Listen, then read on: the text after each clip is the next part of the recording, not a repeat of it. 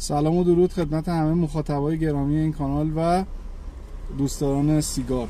ارشیا هستم و در خدمتتونم با یک قسمت دیگه از سری نقد و بررسی سیگار در تهران. سیگاری که امروز براتون در نظر گرفتم یک سیگار ویژه هستش، سیگار بی هستش که تو ایران پیدا نمیشه و بغلش هم نوشته Made in Mohawk Territory، که خب البته کسایی که یه خورده کسایی که میفهمن موهاک چیه میدونن که در واقع این سیگار یه خورده سیگار سرخپوستی حساب میشه در حقیقت. و دست منم چیز رسیده، سوغاتی رسیده و 3-4 ماه پیشم رسیده. حالا من خیلی مقاومت کردم که این سیگار رو تا امروز نکشم، چون واقعا همون یه نخی که همون اولش کشیدم، حالا این سیگار نوعه ولی کلا همون یه نخی که کشیدم همون 3-4 ماه پیش به شدت خاطره خوبی برای من شده، به خاطر اینکه سیگار به شدت خوش‌طعمیه و چرت و پرت اضافه هم نداره مثل سیگارهای داخل ایران. این سیگار به شدت کمیابه. من تو سایت‌های ایرانی که اصلا گشتم نبود مثلش، یعنی اصلا نمیارن، حتی اگه بخوایم نمیارن برات. و تو سایت‌های خارجی هم نگاه کردم، قیمتش بین پاکتی 6.5 تا 8.5 دلاره، یعنی هر یه پاکت اینا 6.5 تا 8.5 دلار و قیمت باکسش هم گذاشتن 80 تا 85 دلار که نمیدونم میارن یا نمیارن. ولی این سیگار قیمتش اینجوریه، 6.5 تا 8.5 دلار قیمت پاکتشه تو سایت‌های جهانی، تو سایت‌های انگلیسی و اینا. و تولید سرخپوستیه، یعنی تولید سرخپوستاست، سرخپوستای آمریکا، کانادا اینا اونجا تولید میکنن. حالا این که از کانادا خریداری شده این پاکتی که دست منه، ولی احتمالاً تو آمریکا هم گیر بیاد، حالا شاید گرونتر. و نکته جالبی که داره اینه که اینا مالیات روش نمیخوره، یعنی جزء سیگارهای ارزونه در واقع اونور آب حساب میشه و اصلا هیچ نکته خاصی در مورد قیمتش وجود نداره جز این که ارزونه و زیادم در دسترس نیست، یعنی بیشتر تو نقاطی که سرخپوست نشینه، مثلا بالای نیویورک، اونجا مثلا به فروش میرسه. حالا اینجا این بغلش هم نوشته Made in Mohawk Territory. من اینجا دوربین نشون بدم، اینجا بزنم رو دوربین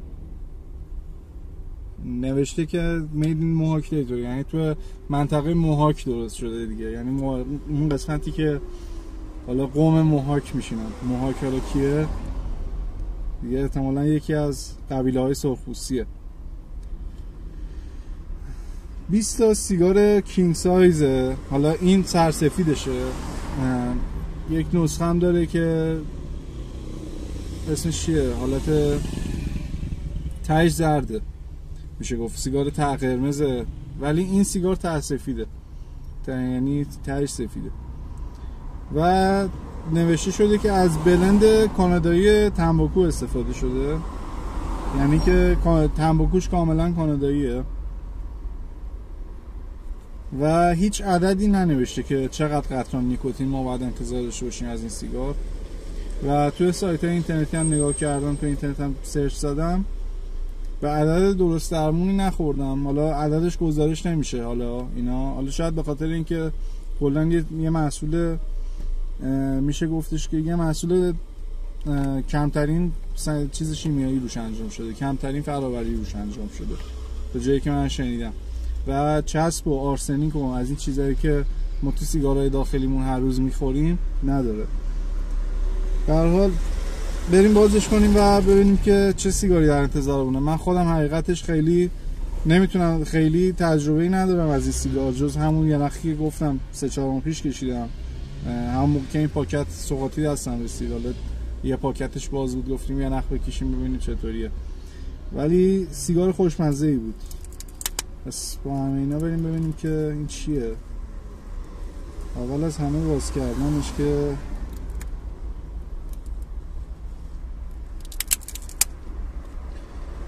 نوارش چسبیده. خب یه خورده بد واس شد ولی حالا اشکال نداره. سعی میکنم که به پاکتش آسیبی وارد نشه.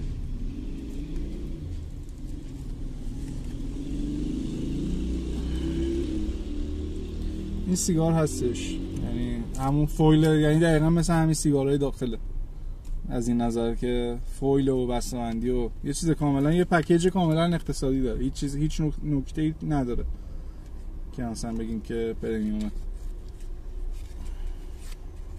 بعد تنباکوش یه حالت، یه رایحه خاصی داره، یعنی با همه چیزایی که ما اینجا تو ایران میکشیم یه تفاوت خاصی داره، ولی در کل یک آرومای ملایمی از تنباکو وقتی که باز میکنی و نعشان میرسه، یا نخشو خارج میکنم.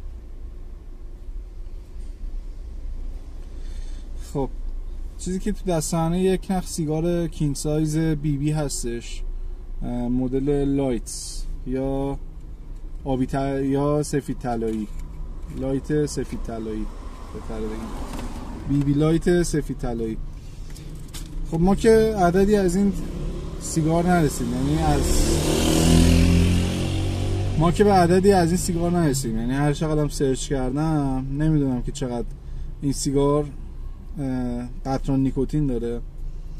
ولی در مورد کیفیت ساختش بخوام بگم که کیفیت ساخت به شدت معمولی داره، یعنی که یه کاغذ ساده، یه فیلتر ساده و این هم خود سیگار، که البته این سیگار سرش چسب نداره. من اینو یه خورده تهشو کوبیدم که قشنگ بره بالا، ولی اگه حواستون نباشه یه خورده شدید بتکونیدش امکان داره که تنباکوش خالی بشه توتونش.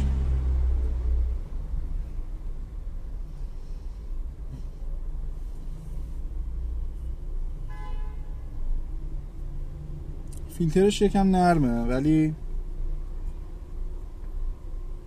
حالا یه خورده این سیگار مونده، یعنی 3-4 ماهی دست من حداقل مونده. حالا از وقتی که خریداری شدم یه ماه حالا فاصله بگیرید 4-5 مال این سیگار مال 4-5 ماه پیشه، ولی در کل تازگی خودش رو حفظ کرده و خیلی خشک نیست، که این نشون میده که پکیجینگ به شدت مناسبی داشته. و همین اول کار بگم که یه خورده رنگ توتونش فرق میکنه، یعنی حالا تو دوربین نمیدونم که قشنگ معلوم بشه یا نه، ولی رنگ توتونش یه مقدار روشن‌تره، یعنی حتی یه خورده به سبزی میزنه، یعنی حتی میشه گفتش که یه خورده به سبزی میزنه. اگه اینجا نشون بده دوربین، اگه بتونم خوب نشون بدم، یه خورده به سبزی میزنه توتونش، خیلی چیز نیست، قهوه‌ای سیاه سوخته نیستش مثل این بهمن و وینستون های ایران که میبینی، و یه هینتی میده که انگار واقعا این چیزی که تو دست ما، این سیگاری که دست ما از طبیعت اومده. حالا در کل باید بکشیمش تا نظر بدیم ببینیم چیه. پس بدون فوت وقت معطلی بریم روشنش کنیم و ببینیم که چی در انتظارمونه. حقیقتش یه خورده ضایع است این سیگار رو با این فندکای ارزون ایران روشن کنیم، ولی خب البته حالا این سیگار هم چیز خاصی نیست، مثلا پاکت $6 $4.5 دیگه، البته اگه سرخپوست باشی $4 بهت میدم، یعنی که بری از سوپری چیز بگیری، سرخپوستی بگیری، اون وقت $4 حساب میشه دیگه، مالیات نمیخوره. ولی همین حالت عادی من تو اینترنت دیدم $6 $6.5. ولی قیمتش زیاد مهم نیست، مهم اینه که سیگار نیست در زمانیه.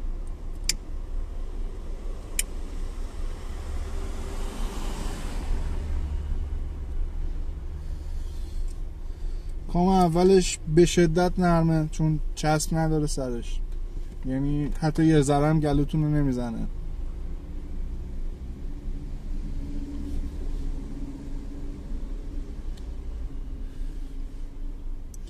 یه طعم کلاسیک ملوی داره، یعنی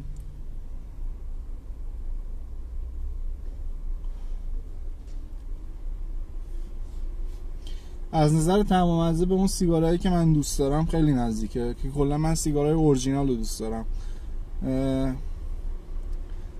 بخوام دقیق باشم یه خورده مزه یونایتد میده، با این تفاوت که سیگار سرسفیده. یعنی دقیقاً این شرکت یا با این مدل بی سفید طلاییش، یعنی واقعا به نظر من استانداردی رو تعریف کرده برای این سیگار سرسفید، که سیگار سرسفید خوب چجوری باید باشه.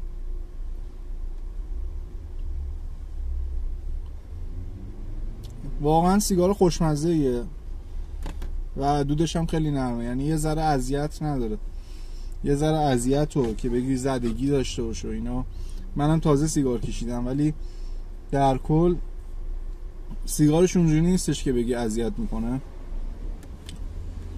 یعنی واقعا دود نرمی داره و دودش هم به شدت خوشمزه است، برخلاف سیگارهای مثل سیگارهای وینستون ایران و کملایی که الان داره تولید میشه. دیگه کمل خارجی کن نیست شده تو مملکت، دیگه فقط کمل ایرانی داریم که اونم جزء سیگارهای سرسفیده، ولی اصلا طعم نداره. یعنی اصلا اون سیگارهای ایرانی رو که میکشی مثل وینستون مثل کمل طعم خاصی نداره، یعنی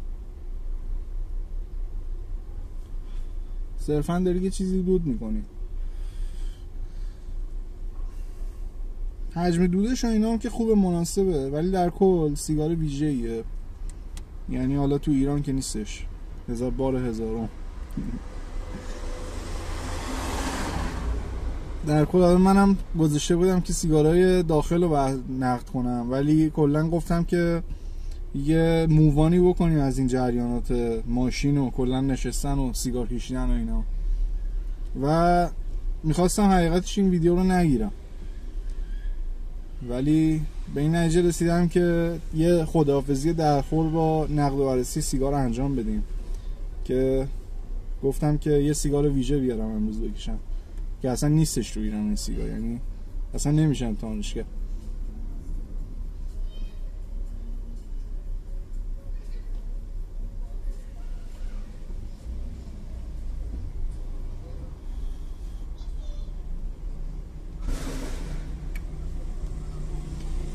بعد حالا این سیگار که سیگار خوشمزه‌ایه، من خوشم اومد، ولی احساس میکنم که با ذائقه، یعنی با ذائقه ما ایرانی‌ها خیلی جور در نمیاد. یعنی ما عادت کردیم که همراه سیگارمون اون آرسنیک خوشمزه که توی فراوریش میزنن و حتما داشته باشه. یعنی اصلا اون نیست، انگار که یه طعمی رو نداره. یعنی به هر کی بگی این سیگار طبیعیه، طعم طبیعی سیگار اینه، احتمالاً باورش نمیشه، از بس که ما سیگارهای خیلی قشنگ و با کیفیتی میکشیم.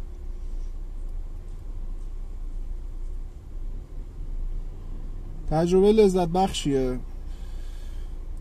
یکی از خوبیاش اینه که اینقدر زود تموم نمیشه. یعنی من الان چند دقیقه است دارم این سیگار رو میکشم. الان سیگار سرسفید بود تا الان باید خاموشش میکردم، ولی سیگارش الکی نمیسوزه و این یکی از نکات مثبتشه.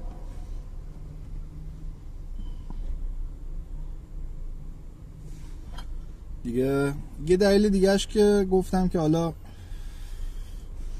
این سیزن از ویدیوهای این کانال داره تموم میشه، امروز هم تولد منه. حقیقتش خیلی یهویی شد این ویدیو، میخواستم بذارم فردا بگیرم، ولی دیگه گفته بودم امروز هم غروب اومدم، یه خورده نور کم بود دیگه، خورده عجله‌ای شد. ولی در کل حالا ما که این ویدیوها رو در کل فی‌البداهه میگیریم، حالا چه امروز چه فردا. یکی از چیزایی که این چنل سعی کرده نشون بده اینه که آقا در 5-6 سال گذشته که دارم به کارم ادامه میدم معمولا چیزی تغییر نکرده. یعنی حالا من میخواستم زودتر بیام، یعنی من میخواستم برای تیر بیام که جنگ شد و نمیدونم که سری بعدی هم تو همین شرایط میخوام این ویدیو رو بگیرم یا نه. حالا من سعی میکنم که برم روی موضوعات دیگه، سعی کنم چنل رو برام روی موضوعات دیگه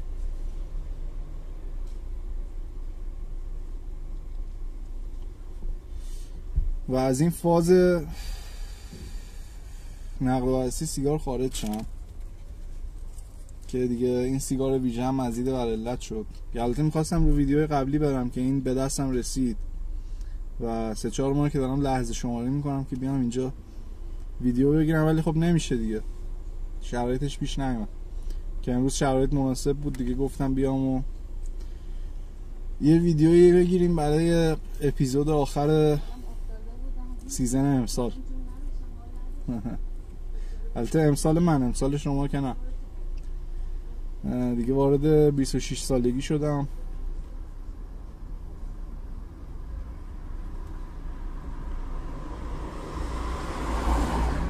و حقیقتش دیگه انگیزه ای ندارم که بخوام سیگار رو ادامه بدم. یعنی اینم چیزیه که هر روز دارم به خودم میگم، ولی واقعا احساس میکنم که فاز چنل تکراری شده. یعنی باید یه کار جدیدی انجام شه. حالا دقیق نمیدونم چه کاری، ولی به هر حال میگن که آدم خلاق اول از صخره میپره پایین، تو راه که داره سقوط میکنه یه هواپیما میسازه. حالا ما که چتر نجات هم نداریم، ولی کلا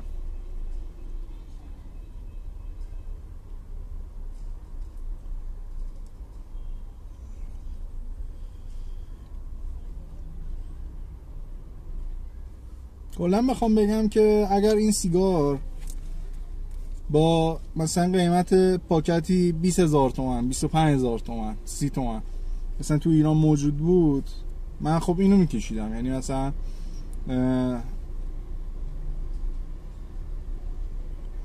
از نظر طعم،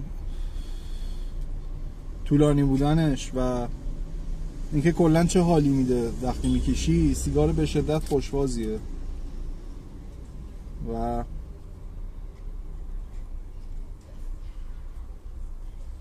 من اگر توانشو داشتم که این سیگار رو با قیمت پایین، که حالا رویاه، ولی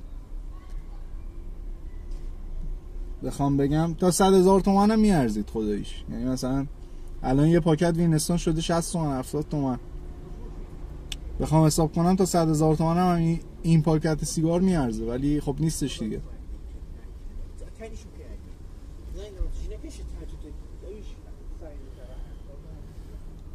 بخوادم وارد بشه که قیمتش میفته همون 7-8 دلار. یعنی با دلار امروز قیمتش حدود 700 تومان میفته و واقعا فاجعه است که سیگار معمولی، یه سیگار کاملا معمولیه، یعنی به یکی بگن سیگار بکش، مثلا سیگار، میگم سیگار، به یکی بگن سیگار توصیف کن، احتمالاً اون توصیفی که ارائه میده کاملا خصوصیات این سیگار توشه. یه محصولی بر پایه توتون و تنباکو که میسوزه و دود میکنه. راحت هم خاموش شد، مشکلی نداشت. در کل بخوام بگم اگر این سیگار توی بازار ایران بود، من به جای بهمن حتما این سیگارا رو میکشیدم. یعنی اگر مثلا با همون قیمت سوبسید خورده دولتی 20 تومن 25 تومن اگر به فروش میرسید، خیلی گزینه خوبی بود برای کسایی که بهمن میکشن، برای کسایی که وینستون قرمز میکشن، در کل کسایی که سیگار با طعم طبیعی شد دوست دارن. حالا ما تو ایران سیگار سرسفیدی نداریم که دقیقاً مزه توتون بده و میتونم بگم که این سیگار بی بی مدل سفید طلاییش یک سیگار سرسفیدیه که به خوبی مزه توتون درش احساس میشه و سیگار نرمی هم هست، یعنی اصلا اذیتتون نمیکنه موقع کشیدن. احتمالاً بخوام یه عددی خودم بدم برای قطران نیکوتینش، من فکر کنم 6 و 8. یعنی با تجربه‌ای که از سیگار داخل دارم و حجم نیکوتین و قطرانشون، میتونم بگم که این سیگار قطران نیکوتینش 6 و 8.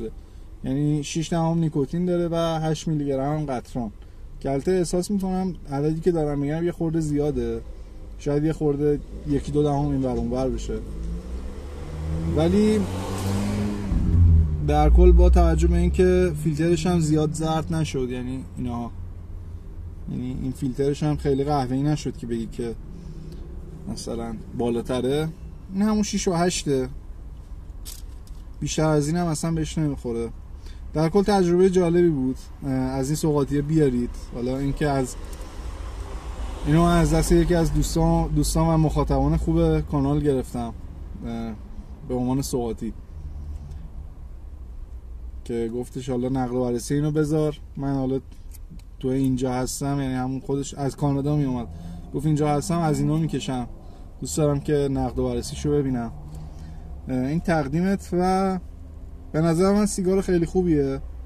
احتمالا منم اگر اونجا بودم، حالا با توجه به اینکه قیمت سیگار اونجا مالیات سنگینی روشه و بین پاکتی $8 تا $13-14 $15 فکر میکنم، یه سیگار دیوتی فریه بدون مالیاتی که اونجا بتونی بگیری همین سیگار بی بی هستش که با قیمت $4 تا $6.5 به فروش میرسه و به نظر من با توجه به بازار اونجا ارزشش رو داره و سیگار خوش طعمیه. حالا من خیلی روی سیگارهای اونورا زیاد زوم نیستم، ولی از این سیگار خوشم اومد و پیشنهاد میکنم که اگر راهتون افتاد به محله سرخپوست‌نشین آمریکای شمالی، از امتحان کردنش حتما دریغ نکنید و امیدوارم که به خوبی بکشید و در لحظات خوبی و حس خوبی بهتون بده. در حال این بود ویدیوی امروز و آخر سیزن نقد و بررسی سیگار تا اینجای کار. حالا اگه من سیگار خوب بازم دستم بیاد که ارزش نقد و بررسی داشته باشه بازم انجام میدم، ولی تا اینجای کار آخرین سیگارمون هستش، سیگار بی بی و همین دیگه. امیدوارم روز خوبی داشته باشید. اگه از مطالب کانال خوشتون اومده لایک و سابسکرایب و کامنت حتما یادتون نره و این لینک حمایت مالی هم اینجا میذارم اگه دوست داشتید. حالا تنها راه حمایت مالی از کانال فعلا اینه. خب تولدم مبارک، وارد 26 سالگی شدم و متاسفانه هنوز سیگار میکشم. سیگار کشیدن خلاصه اینه دیگه. به حال این بود ویدیوی امروز، امیدوارم خوشتون اومده باشه. دیگه نقد و بررسی سیگار سعی میکنم دیگه تو کانال نذارم مگر اینکه سیگار خوبی دستم برسه. اینجوری نیستش که دیگه برم مثلا سیگار از تو کامنت پیدا کنم و بگیرم و اینا. البته میگم بازم پیشنهاد سیگار خوب اگه بدید، بازم اگر توجهمو جلب کنه احتمالاً میرم سمتش که بخوام نقد و بررسی بازم انجام بدم. ولی تا اینجای کار این سیزن از چنلم به پایان رسید و امیدوارم که امسال یه حرکتی بتونم بزنم با این کانال و پشتوانه مردمی و همه شما مخاطبان گل. به هر حال نور داره میره، وقت ما هم داره تموم میشه دیگه، منم باید جایی باشم، تولدم امروز. مرسی که تا اینجا تماشا کردید، امیدوارم حالتون خوب باشه. لایک و سابسکرایب و کامنت یادتون نره و بازم میگم دیگه اگه سیگار خوبی میبینید که ارزش واقعا نقد و بررسی کردن داره حتما تو کامنت ها بنویسید. تا اینجای کار فعلا نقد و بررسی تموم شده. نمیدونم ویدیو بعدی نقد و بررسی سیگار کیه، ولی ویدیو باز هم خواهم گذاشت، احتمالاً بیشتر از قبل، حتی با موضوعات مختلف، هم شورت ویدیو میذارم هم چیزایی دیگه. ولی تا اینجای کار پرونده نقد و بررسی سیگار بسته شد.